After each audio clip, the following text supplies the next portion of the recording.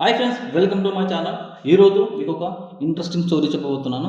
అది ఏంటి అంటే, కొంతమంది చిన్న చిన్న కారణాలతో జీవితంలో వెళ్ళాల్సిన గమ్యానికి వెళ్ళకుండా పక్కకు తప్పుకుంటూ ఉంటారు. సరే, అవేమైనా పెద్ద పెద్ద కారణాలంటే కానే కాదు. చాలా చిన్న చిన్న కారణాలు. వీళ్ళు ఎలా ఉంటారంటే, కళలు మాత్రం చాలా గొప్పగా ఉంటాయి. కానీ ప్రయత్నాలు మాత్రము ఎక్కడ ఉన్నారో అక్కడే ఉంటారు. కొంతమంది లేనిపోని కారణాలతో జీవితంలో ఓడిపోతూ ఉంటారు. సరే, ప్రయత్నం చేసి ఓడిపోతే ఒక పద్ధతి. కానీ వీళ్ళు ప్రయత్నం చేయకుండానే, మొదలు పెట్టకుండానే ఓడిపోయామని చెప్పేసి ఇంట్లో కూర్చుంటారు. ఇలాంటి వాళ్ళు మన సమాజంలో చాలామంది ఉన్నారు. ఇప్పట్లో ఉన్న చాలామంది యూత్ కూడా అలాగే ఉన్నారు. ఏం చేద్దాంలే, రేపు చేద్దాము, ఎల్లుండి చేద్దాము అని చెప్పేసి అలాగే కూర్చుంటున్నారు తప్ప ఏ పని కూడా చేయడం లేదు.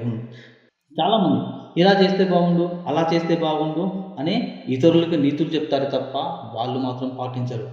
కానీ అప్పుడే ప్రయత్నం చేసి ఉంటే కనీసం ఆశయం కోసం ప్రయత్నం చేశామని తృప్తైనా ఉంటుంది. కానీ ఇలాంటి వాళ్ళకు అలాంటిది కూడా ఉండదు. మీకు ముందుగా ఒక చిన్న స్టోరీ చెప్తాను, మీరు తప్పకుండా వినండి. ఎందుకంటే నేను చెప్పబోయే ఈ స్టోరీ మీరు వింటే తప్పకుండా మీ జీవితంలో మీరు అనుకున్న గమ్యానికి తప్పకుండా వెళ్తారు. ఎందుకంటే నేను చెప్పే స్టోరీ అలా ఉంటుంది. ఎవరైతే నా ఛానల్ని కొత్తగా చూస్తున్నారో, నా స్టోరీలు మీ దగ్గర దాకా రావాలి అంటే నా ఛానల్ని సబ్స్క్రైబ్ చేసుకోవడం మాత్రం మర్చిపోకండి. సో కథలోకి వెళ్తే, మనందరికీ ఆకాశంలో ఎగురుతున్న గద్దెని చూస్తూ ఉంటాం. మన కంటికి అది కోడి పిల్లలను ఎత్తుకుపోయి పక్షి మాత్రమే కనిపిస్తుంది. కానీ దాని జీవితాన్ని పరిశీలిస్తే మనిషి జీవితానికి స్ఫూర్తినిచ్చి ఒక గొప్ప కథ దాగి ఉంది. అదేంటి అంటే, ఎప్పుడైనా గద్ద యొక్క జీవితకాలం 70 నుంచి 80 ఏళ్ళ వరకు ఉంటుంది. కానీ ఆ గద్ద 40 ఏళ్ళు వచ్చేసరికి తన బాడీలో చాలా చేంజెస్ వస్తాయి. అవి ఏంటి అంటే, ఆ గద్దకున్న ముక్కు వంకరగా పెరిగిపోతుంది. తన కాళ్ళకున్న గోర్లు చాలా అమాంతం పెద్దగా పెరిగిపోతాయి. అలా పెరగడం వల్ల ఆ గద్ద ఏ ఆహారం కూడా తినలేదు. ఎందుకంటే తన ఈగలు దట్టంగా పెరగడం వల్ల తన రెక్కల బరువుతో చురుగ్గా ఎక్కడికి ఎగరలేవు. సో అందువల్ల దానికి ఆహారం అనేది దొరకదు. అలాంటి సమయంలో గద్దకి రెండు దారులు ఉంటాయి. ఒకటి ఆహారం లేక చచ్చిపోవడం, రెండవది తనని తాను మార్చుకోవడం.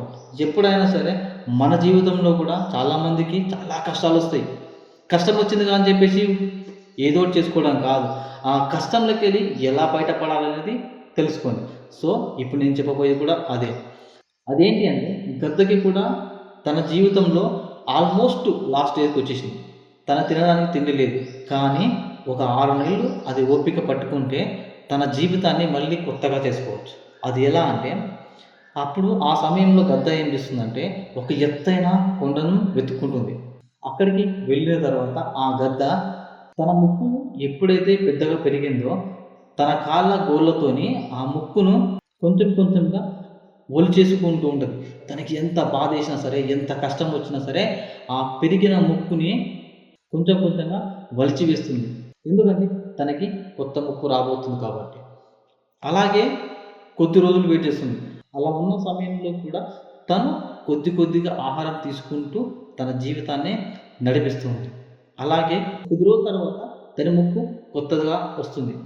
దాని తర్వాత అప్పుడు ఏం చేస్తుంది అంటే, ఆ గద్ద ఎప్పుడైతే తన కొత్త ముక్కు వస్తుందో ఆ ముక్కుతో తన కాళ్ళకి ఉన్న గోర్లను కొంచెం కొంచెంగా కట్ చేసుకుంటూ ఉంటుంది. అలా చేయడం వల్ల తనకి కొత్త గోర్లు వస్తాయి. అలా కొద్ది రోజులు గడిచిపోతుంది. దాని తర్వాత ఎప్పుడైతే తన ఆహారం కోసం వెళ్ళాలి అనుకుంటున్నప్పుడు, అది ఎగరాలి అంటే తనకు రెక్కలు కొత్తగా ఉండాలి. ఎప్పుడైతే ఆ పాత రెక్కలు ఉంటాయో ఆ రెక్కలని తన ముక్కుతోటి, తన కాళ్ళ గోర్లతోని కొంచెం కొంచెంగా ఒకటిగా పీకేసుకుంటూ ఉంటుంది.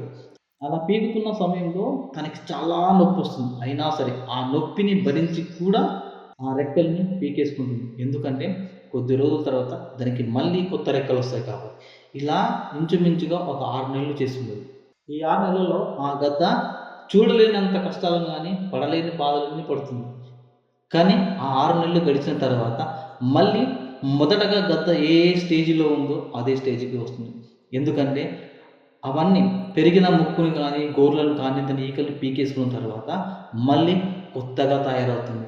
కొత్త ముక్కుతో, కొత్త గోర్లతోని, కొత్త రెక్కలతో వచ్చి మళ్ళీ తన ప్రయాణాన్ని మొదలు పెడుతుంది. గత జీవితంలో ఎంత గొప్ప స్ఫూర్తినిచ్చే స్టోరీ ఉంది కదా. చిన్న చిన్న విషయాలకు మనం కుంగిపోకుండా జీవితాన్ని నాశనం చేసుకునే బదులుగా మనము ఏదైతే అనుకుంటామో దానికోసం కష్టపడితే గెలుపు కూడా మీ కళ్ళ దగ్గరికి వస్తుంది. మనం గెలవాలి అంటే మనలో మార్పు తప్పనిసరిగా ఉండాలి. అలా మనలో మార్పు వచ్చినప్పుడే మన గెలుపు అంటే ఏంటో, మన గెలుపు ఎలా ఉంటుందో ఇతరులకు కూడా తెలుస్తుంది.